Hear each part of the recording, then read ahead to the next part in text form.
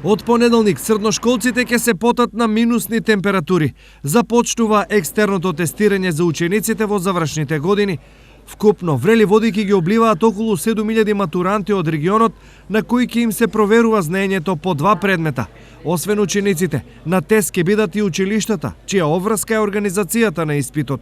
Информатичкиот тим работеше во текот на изминатиот период на оспособување на компјутерската опрема, со што 25 јануари е денот кога ќе започне екстерното проверување. Ние како гимназија сме подготвени за тој предизвик. Прелиминарните резултати ќе бидат објавени на 8 февруари, а од 8 до 10 ќе трае поднесувањето приговори.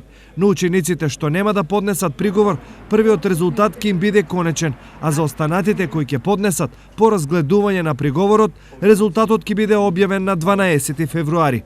За матурантите се опфатени 1662 предмети. Државниот испитен центар пред нова година ги објави прашањата по сите предмети за сите насоки на гимназиско, стручно и уметничко образование. До 8 јануари траеше можноста да се напише коментар, односно да се пријави грешка во прашањата. Од 306 поднесени коментари, 242 биле прифатени, 38 не биле и 25 биле оценети како нелогични.